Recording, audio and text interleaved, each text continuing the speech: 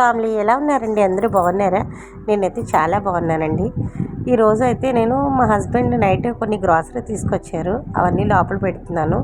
పిల్లలు స్కూల్కి వెళ్ళిపోయిన తర్వాత మనకనేది చాలా అంటే చాలా వర్క్ ఉంటుందండి. మనం మార్నింగ్ చేసిన వర్క్, వాళ్ళని స్కూల్కి పంపించే 8:30 వరకు చేసిన వర్క్ అంతా ఒక ఎత్తు అయితే, వాళ్ళు వెళ్ళిన తర్వాత మనం చేసేదంతా కూడా ఇది ఇంకా డీప్ క్లీనింగ్ అన్నమాట. మనం తుడిచిందే మళ్ళీ తుడవాలి, ఖచ్చితంగా తోమినవే మళ్ళీ తోమాలి. ఈ క్లీనింగ్ అంతా కూడా this is the perfect cleaning అన్నమాట. ఎందుకంటే ఇక మనకి ఆ ఈవినింగ్ పిల్లలు వచ్చే వరకు ఈ క్లీనింగ్ని మనం మెయింటెనెన్స్ చేస్తూ ఉంటాం అన్నమాట. చూడండి, నేను పిల్లలు వెళ్ళిపోయిన తర్వాత మళ్ళీ ఒకసారి గదులన్నీ క్లీన్ చేసేసుకుంటాను. అలాగే వాళ్ళకి టిఫిన్ పెట్టినవి, అలాగే లంచ్ బాక్సెస్ ప్రిపేర్ చేసిన గిన్నెలు ఉంటాయి కదా, అవన్నీ కూడా క్లీన్ చేసేసుకుంటానండి. ఆ తర్వాత మనం ఆల్రెడీ వంట కూడా మార్నింగే చేసేసి ఉంటాము. మేము మా ఇంట్లో అయితే 4 ఉంటాం, కానీ మా హస్బెండ్ లంచ్కి అయితే ఎవ్రీడే టైంకి వచ్చేస్తారని ఏమి ఉండదండి. కాబట్టి నేను మా పిల్లల కోసం అయితే మార్నింగే నేను ప్రిపేర్ చేసేస్తాను అనమాట. అందుకోసం అనేసి నేను స్టవ్ కూడా వాళ్ళు వెళ్ళిపోయిన తర్వాత క్లీన్ చేసేసి శుభ్రంగా ముగ్గులు పెట్టేసుకుని ఉంచుకుంటాను.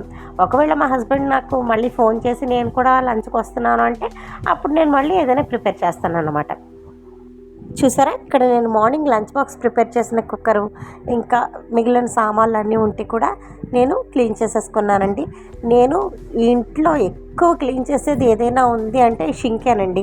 దీన్ని ఎన్నిసార్లు రుద్ది తోముతానో నాకే తెలీదు. నాకు ఎప్పుడు కూడా షింక్ అనేది ఇలాగా మెరుస్తూ ఉంటే కానీ నాకు మనసు ఒప్పదన్నమాట. అందులో ఒక గిన్నె ఉన్నా కూడా నాకు మనశ్శాంతి ఉండదు.